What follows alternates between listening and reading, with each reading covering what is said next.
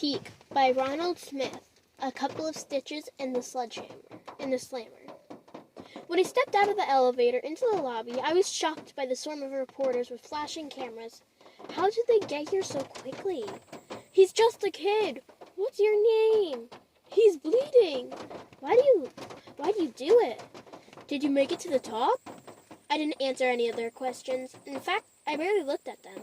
The whole point of the spectacular tag is not the artwork, it's the mystery of how it was done.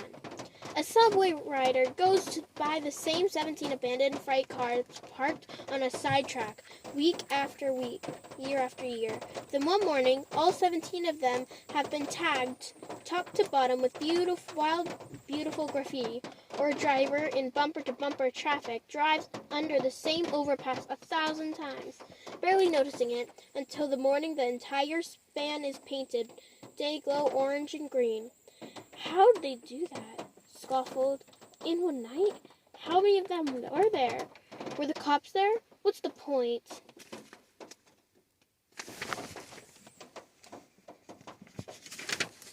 The mystery, that's the point, and there isn't enough of it, in my opinion. My little blue mountains were small, but I made up for their size by putting them in an obvious place where they might never be seen, except by a board office worker or a window washer. This was my 6th skyscraper. I had planned to do 9 altogether. Why? I have no idea. Now everyone would know how I did it. The mystery was gone, and it was the worst part of getting caught, or so I thought. I expected my mom to show up in the emergency room and tear off my left ear, but she didn't. And it turned out that my right ear was still attached to my head, as it was most of my cheek. The East Indian emergency doc took a look at my face under the light for a minute or two, then asked me what happened, eyeing the 2 cops standing in the doorway as if they were the ones who had messed me up. My face froze to a wall. You should have used lukewarm water to unfreeze it. If I had some handy, I would have. I'm going to clean it up and put a couple of stitches.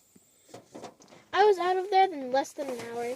The 2 cops drove me to the police station and put me in a filthy room with a two-way mirror. I didn't look so hot. I didn't feel so good either.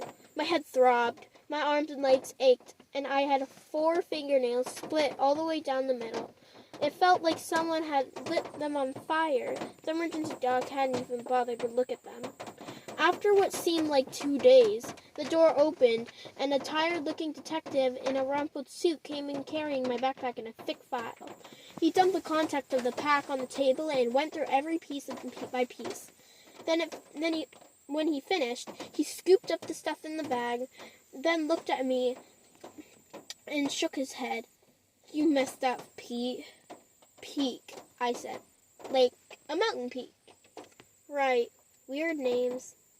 Weird parents. Yeah, I just talked with your mother. She said that I had her permission to beat you to death. Good old Mom. I got another phone call, he added. The mayor. I've been a cop for 35 years, and I've never gotten a personal call from the mayor. He's upset. Turns out he was at the reception in the Woolworth building. They thought that you were a terrorist, but it's pretty clear now that you're just a moron. He stared at me, waiting for a reaction. I didn't give him one. I was a moron. I should have checked the building evening schedule more carefully before I scaled it. The reporters had rushed over and snapped photos of me. They were already there for the mayor's reception, and so were the cops. They'll take you over to JDC in a bit. What's JDC? I haven't been arrested before. Juvenile Detention Center. You'll stay there until you're around. I wasn't sure what that meant either. The detective must have sensed this because he explained that there was a separate court system for juvenile defendants. The district attorney would decide what the charges would be, and I would have to go before a judge and plead guilty or not guilty. Then they'll let me out, I said. Maybe. Maybe not. Depends on how much the bail is and whether your parents can cough up the dough. Or they might deny bail altogether, which means you'll be in JDC until your trial or sentencing date. That could be months. The corridor backed up. My mouth went dry. I haven't been in trouble before, I said. You mean you haven't been caught before? The detective opened the file folder and spread out 3 photographs on the table. We've been tracking these tags for quite a while now. It looked like we caught the tagger red-handed. The photos were grainy, obviously taken with a long telephone lens, but the blue stencil mountains were clear enough. 2 uniformed cops were waiting for me outside the interrogation room, along with my mom, who was so mad she could barely speak. She looked at the bandages on my face and managed to ask if I was okay. Yeah, I'm fine. We've got to take him to JDC, ma'am, one of the cops said. Mom nodded, then looked at me. We'll see what we can do, Pete, but you really done it this time. The cop led me away. By the 3rd day at JDC, I was climbing the wall, literally, until my counselor, that's what they call the guards there, told me to stop. Spider Boy, Fly Boy, the Gecko Kid was on front page news every morning. Each article dug deeper and deeper into my family's past. My mom, dad, stepfather, even my twin sisters were targets. There were unframed photos of me clinging to the scraper, photos from school, photos of my mom and dad when they were rock rats, and my other 2 blue mountain tags had been discovered. I stopped reading the newspaper accounts after the 2nd day, and I left the common room when the news came on the television. They limited our phone calls at JDC. I was only able to catch my mom once to ask her what was going on, but she was meeting the attorneys and didn't have time to talk. On the morning of the 4th day, my counselor came into my room. That's what they call the cells. And said, I had a visitor. Finally! I was pretty disappointed to see it was Vincent in the visiting room instead of my mom. No offense, Vincent. He looked at me a little shocked and saw my scabbed over face and ear. I brought you some books for you to read, he said, pushing a couple of paperbacks across the table. I imagine it gets a bit boring in here. Yeah, thanks. I also brought a couple moleskin notebooks. He took 2 black, shiny wrapped notebooks out of his bag and set them on the table like they were sacred texts. They are made in Italy. Van Gogh, Picasso, Ernest Hemingway, Bruce Chatwin drew or wrote in moleskins. Really? I guess I'd better tell you a little more about my school. It's a special school. In fact, so special it doesn't have an official name. It's simply known as the Green Street School, or GSS, because that's the street it's on. There are 100 students, kindergarten through high school, from all over Manhattan. Most of the kids are prodigies, meaning they play music, sing, dance, act, solve math problems computers can't solve. And me, who can't do any of these things. I got in because my stepfather, Rolf Young, he's on their advisory board and does all of their legal work pro bono, meaning for free. The school is 2 blocks from our loft, and my twin sisters go there, too. But unlike me, they deserve to be there. They're both piano wizards. It took them a few years to figure out my talent, which I think they made it up, so Rolf could continue to do stuff for free. Peek is our writer, the headmistress declared one day, holding up an essay I'd scrawled out that morning as I gulped down a bowl of cereal before leaving for school. I would have preferred to be their climber, but GSS doesn't recognize sports as a worthy human endeavor. Don't get me wrong, I like GSS. The students and teachers are a quirky bunch and wildly entertaining. I've even managed to learn some things there. The problem is that I don't have any friends at school. This isn't anyone's fault, really. Mine. My main interest is climbing, and the other students are interested in things like number theory,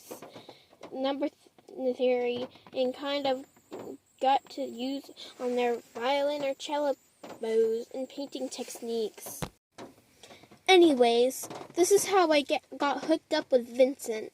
As the school's English teacher, he got stuck with the job of mentoring the alleged writer. He unwrapped one of the moleskins and showed me how there was a little pocket in the back to store notes and how the elastic band stretched to mark your place or hold the notebooks closed. I brought you a pen, he said, but they would not let me give it to you. They were afraid you would write on the wall with it. I think they're probably more afraid I would use it to stab someone, or more likely someone would take it and stab me with it. I will see what I can do about getting you something to write with, Vincent said. He always spoke slowly, not saying each word precisely. I had never heard him use a contraction. Some of the best literature ever written was composed inside a prison cell. I didn't plan on being at JDC long enough to compose anything. Whether you come back to school or not, you can still complete this year. I've talked to the headmistress, 4 other authors, and I will evaluate you by the words you put in your notebook. Evaluate means graduate at GSS. I brought you 2 moleskins in case you write a longer piece. It must be a story, not a diary or a journal, with a beginning, middle, and denominator at the end. Tie the story together. The story can be based on your life, someone else's life, or even completely from your imagination. You only have to complete one of the moleskins to fulfill your requirement using some of the writing techniques I have taught you during the past year. I'm coming back to school, I said. He didn't look like he believed me. Regardless, he said, the assignment will remain the same. Later that morning, I had a second visitor, a woman with long brown hair, pale blue eyes, and olive-colored skin, carrying a garment bag. She wore short but powerfully built with good muscle tones in her arms.